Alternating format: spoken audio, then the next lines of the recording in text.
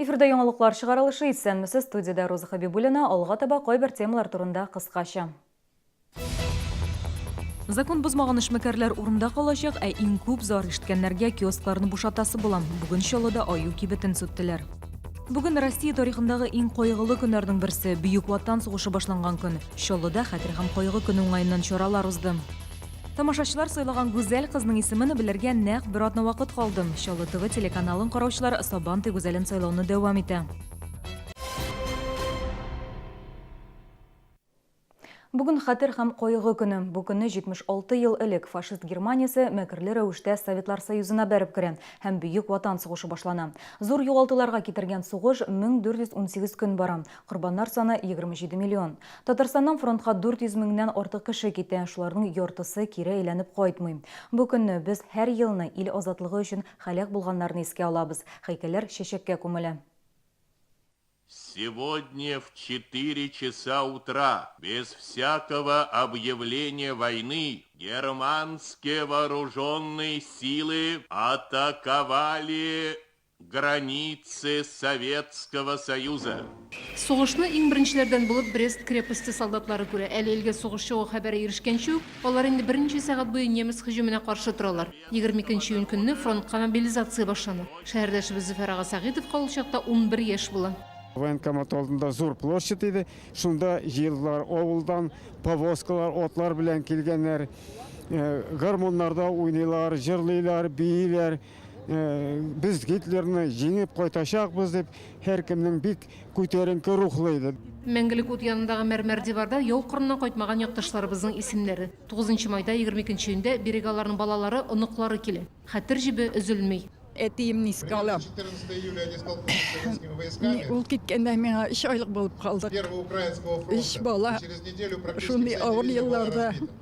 ил Большая барыбер дивизия торды. во время Бер-берсенә халык Великой ярдәм Отечественной итте. войны на фронтах не участвовала. Шуның кадәр авыр хәлләр булды авылларда. Бер кеше дә беркемне дә ташламады. Барыбыз да кеше булдык, укыдык. Ну, әтисез бик уңайсыз булды. Бүгін әтеймен алам искә. Мөхмизанов Кадир. Флора ханымның әтисе хәбәрсез югалган. Ил буенча андыйлар 2 миллион кеше. Хәбәрсез югалганнар табылып бетмичә, сугыш төгәлләнми. Истабарлар һаман эзләүдә. Быел Чаллы истабарлары беренче солдатның сөякләрен тапты. Берсенең исемен дә белделәр. В руках его винтовка, с которой он сражался и погиб 9 апреля 1942 года. Его родина Украина. Чаллы егетләре Кызыл армия сугышчысы Иван Заевның җәсәден Украина чигенә алып барып туганнарына тапшырачаклар. Аның өчен сугыш 76 ел узгач төгәлләнде. Рим Мәхмәтова, Сергей Вильданов, яңалыклар. Бүген Чаллыда райисполком тукталышында урнашкан аю кибетен сүттеләр. Киоск стационар булмаган объект булып санала. Өстәвенә эшмәкәр законсыз рәвештә алкоголь саткан. Узган елдан башлап шәһәрдә барлыгы 83 киоск сүтеп алынган. Шуларның яртысында диярлек фанфориклар белән сәүдә иткәннәр. Бинаны әле тулысы белән бушатмаганнар. Эшмәкәр башкарма комитет фикерен үзгәртер дип өметләнгән ахрысы. Суткычта әле һаман да иң үтемле товар сыра тора. Күршедәге йорт өчен җаваплы белдерүенчә, кибет бирдә яшәүчеләргә алай комачауламаган. Ну, конечно, желательно бы, чтобы какие-то были зубная паста, как вот за границей делают, да, щеточки. Днем здесь не видно, что кто-то валялся или рыгал, или еще чего-нибудь, и такого не было. Биналарны сүтләр алдыннан башкарма комитет тикшерү уздырган, закон бозмаган эшмәкәрләр урында калачак. Ә менә үзләренә карата халык тарафыннан иң күп зар ишеткәннәргә киоскларны бушатасы була. Был запрос прокуратуры города тоже. Значит, мы подготовили весь этот материал. На каких остановках были выявлены нарушения, какие есть решения арбитражных судов, какие были наложены штрафы. По данным объектам также будет вестись работа по, так скажем, демонтажу, но в рамках существующего законодательства. Әлеге демонтаж эшләре шәһәр бюджеты исәбенә башкарыла. Мисал өчен аю кибетен сүтәр өчен 200 мең сумнан артык акча сарыф иткәннәр. Бу акчаларны эшмәкәр суд аша яңадан башкарма комитетка кайтарырга тиеш булачак. Эшмәкәрләргә киоскларны сүтәргә 2 атна вакыт бирәләр. Әмма 30лап бизнес вәкиллегенә моны мөстәкыйль рәвештә башкарган. Стационар булмаган киоскларны сүтү дәвам итә. Чиратта Мәскәү проспектында урнашкан Акара мини-маркета. Гүзәл Шихапова, Ленар Султанов, яңалыклар. Октябрь айында автогигантта 5% индексация көтелә дип белдергән КАМАЗның персонал буенча гендиректор урынбасары Александр Ушенин «Вести КАМАЗ» газетасына. Аның әйтүенчә, 5 ай нәтиҗәләре буенча предприятиедә уртача хезмәт хакы 29 мең ярым сум тәшкил иткән.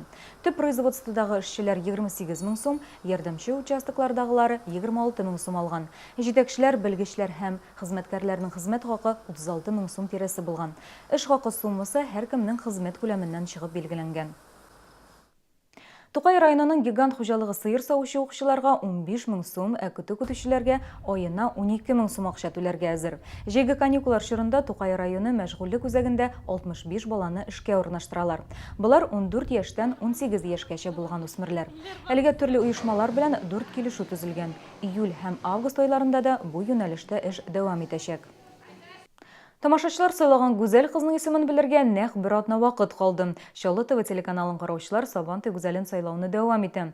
Моның өчен редакциянең WhatsApp номерын ашаган кызның исем-фамилиясын күрсәтеп SMS-хат җибәрергә кирәк. 23 яшьлек Гөлзадә Шакирҗанова 3 яшьтән бирле сәхнәдә. Музыка белемен алган кыз хәзер эш эзли. Бәйгедә алган белемнәр эшкә урнашканда ярдәм итәчәк ди ул. Гөлзадә музыка укытучысы булырга тели. Шул ук вакытта сәхнәне дә калдырмыйм ди. Музыка белән шөгыльләнәм. Җырларга бик яратам. Һәм инде бу конкурста дагы минем төп чыгышым ул җыр белән була шөгыльләнә бирсә. Бу бәйгене инде мин күптәннән күзәтеп киләм. Инде 5-6 ел рәттән күзәтәм бу бәйгене. Бик теләгем бик зур иде инде башка елларда да катнашырга, ләкин уку белән авыр булганга күрә һәрвакыт вакыт җитмәде. Айсылу Насыйбуллина да музыкаль белем алган, ул 11-нче мәктәптә җыр дәресен укыта. Минем тормышым да җыр ди ул. Айсылу күп кенә шәһәр күләм чараларда чыгыш ясый.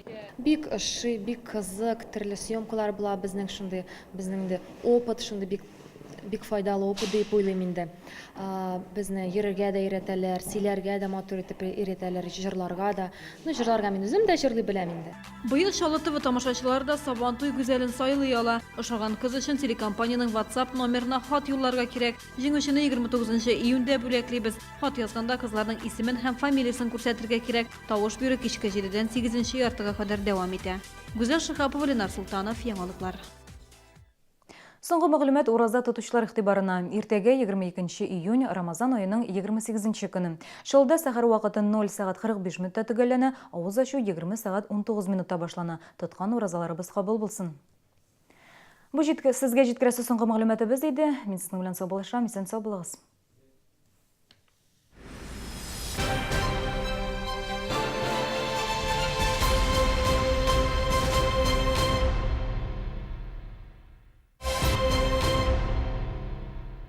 С 22 по 30 июня состоится белорусская ярмарка. Одежда, обувь, продукты питания, отличное качество по отличным ценам. Ждем вас на площади УДК КАМАЗ. Мы не играем в кошки-мышки. Авто-1 – это всерьез и надолго. Любая модель, комплектация и цвет. Выбирай надежный автоцентр. Авто-1. А как выбрать хорошее мясо? Мясо на разрезе должно быть красного цвета. Ямка после надавливания быстро выравнивается. Как все это запомнить? Просто покупай мясо в Челны Хлеб и будь уверена в качестве. Каждый день в магазины Челны Хлеб привозят свежее мясо из фермерских хозяйств Татарстана. Проверяем мясо в собственной лаборатории. Правильно храним и никакой заморозки. Челны Хлеб. Свежее мясо каждый день.